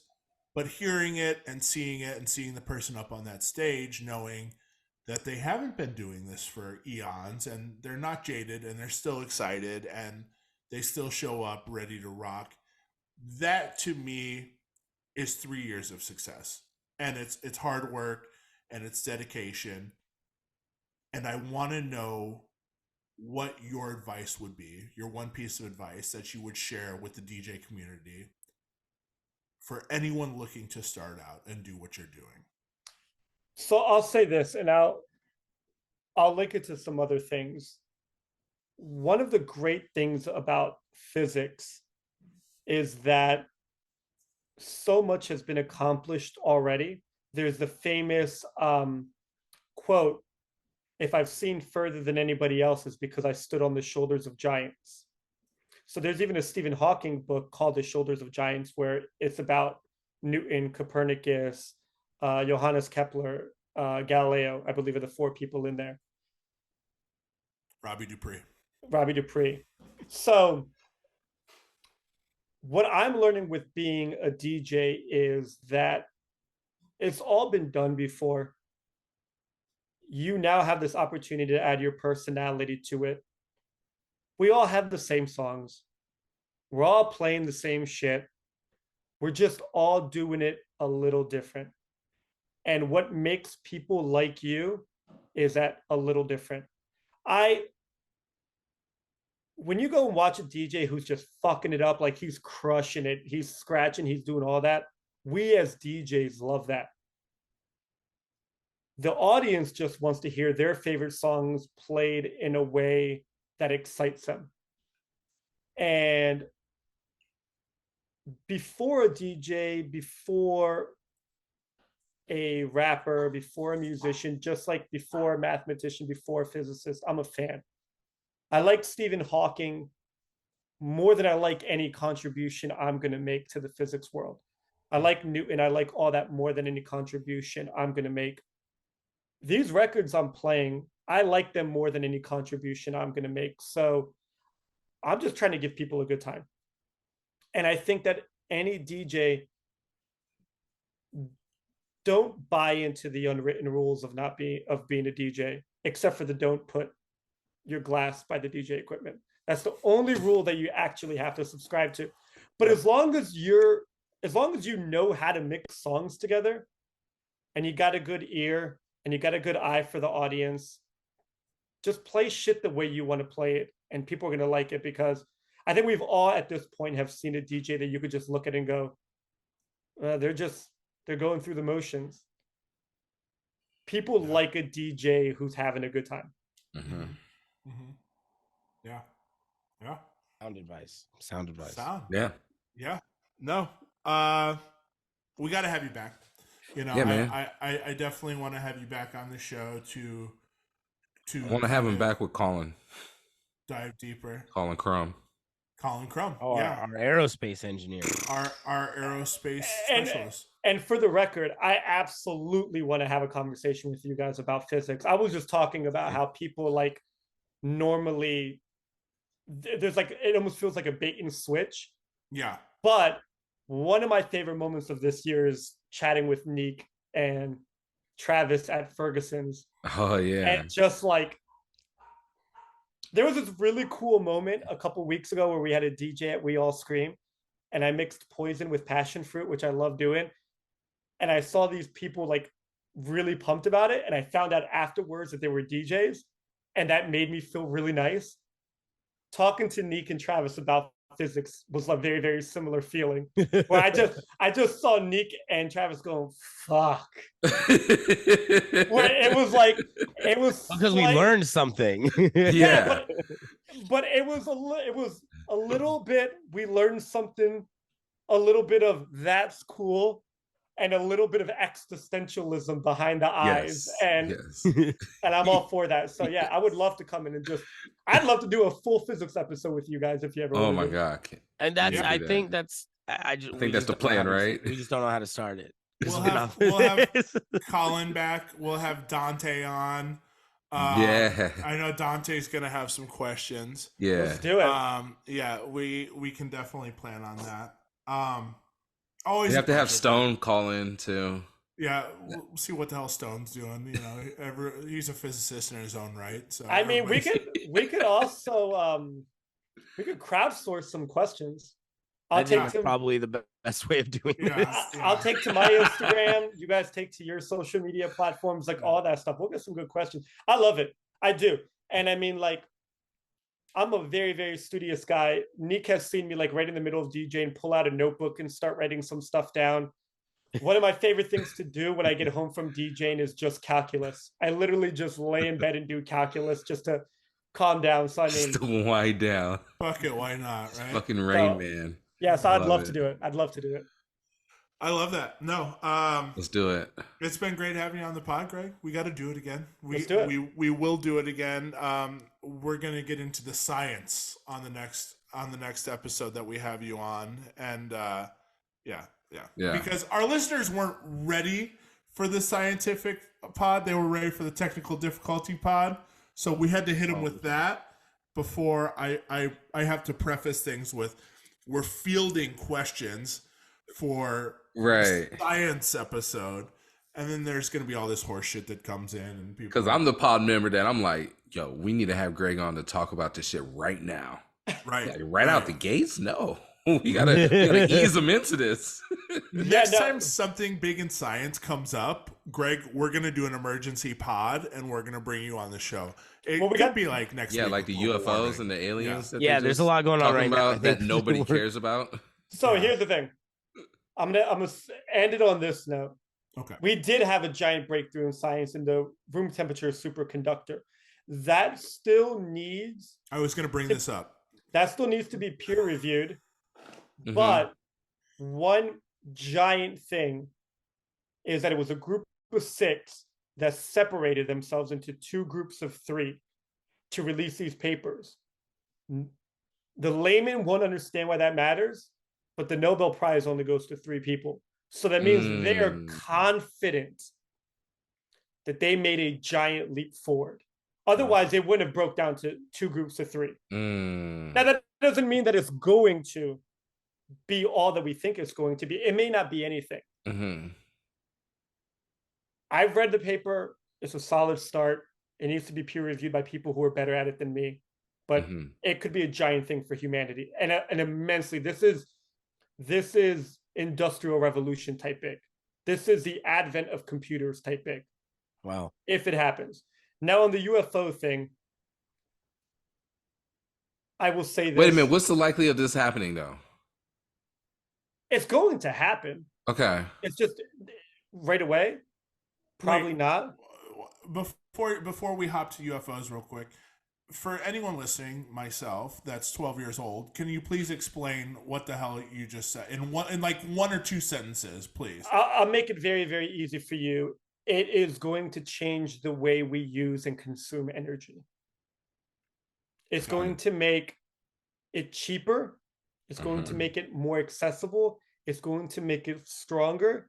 And it's very likely the beginning of, and the beginning, I mean the fucking beginning, day 1 of accessible quantum computing. Is this what the fuck I'm reading right now, Greg? I don't know what you're reading right now. Oh my, what the book you gave me? Oh, the Isaac Asimov book? Yes. No, the last question. Nick has no idea what he's reading. Oh no, well I started it last night. Finally, I've had this. He loaned me this book, and it's about. At least. Oh, you're talking about the quantum computing in there? Yes. But we're very, very far away from that. I was like, well, yes, but Nick, I was like, on. wait a goddamn minute. It is. But the room temperature superconductor, the first thing it's going to do is people in Vegas are going to save a lot of money on their air conditioning. Right.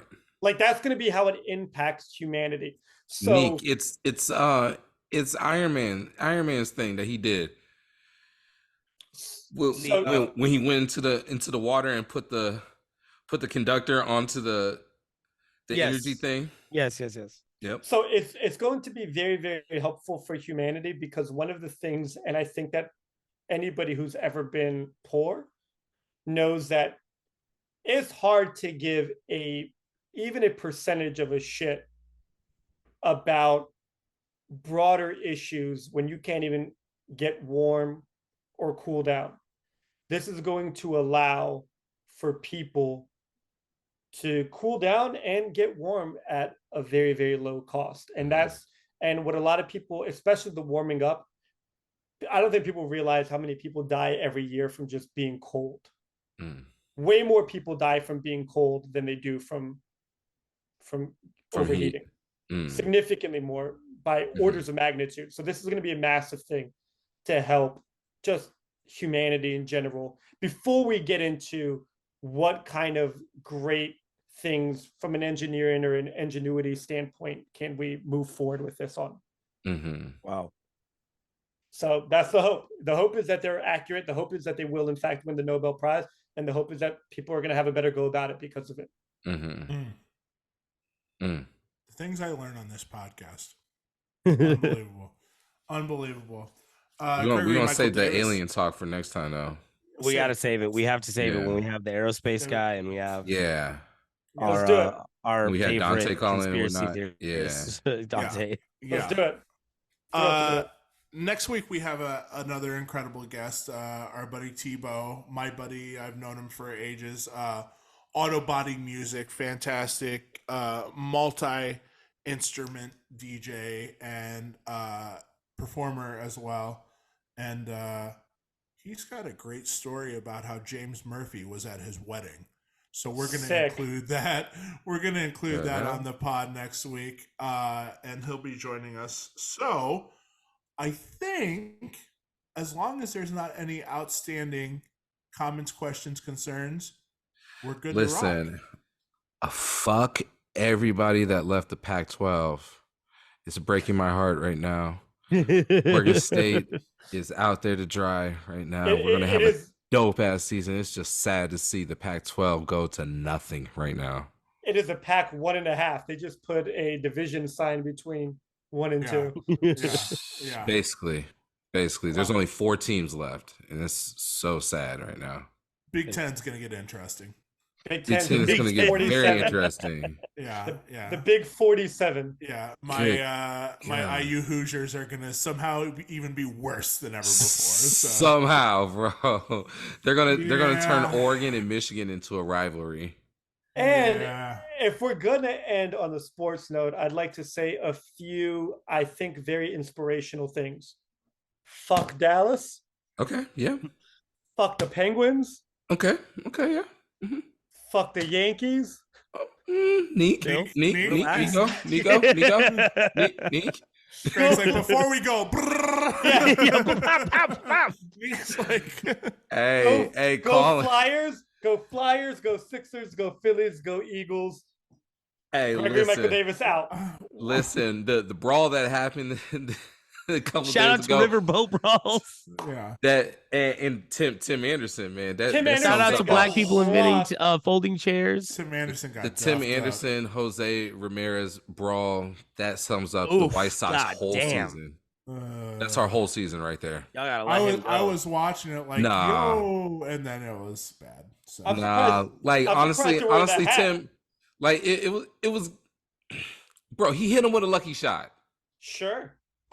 Tim was down, hit him with a lucky shot. Yeah, Tim had a couple chances. Tim's not going to back down. Let me tell you. He didn't back down. Tim ain't going to back down. So let me tell you what they say. I played hockey my entire life. I've been a goalie since I was 5. That was a hockey ref, wasn't it? That was umping that game, huh? They don't ask how. They ask how many. They're not asking if that's a lucky shot. They're asking how many times did you knock Anderson the fuck out, and the answer is 1. Yeah. Right. Yeah, he knocked him out with a lucky shot. Yeah, but again, they don't ask how. Hey, he got knocked out. He got knocked out with a lucky shot. That's it. Point blank. Period. We'll be back next week, and everyone stay safe out there. Stay safe. We'll see. No brawls. No riverboat brawls, please. No brawls. Peace. Peace.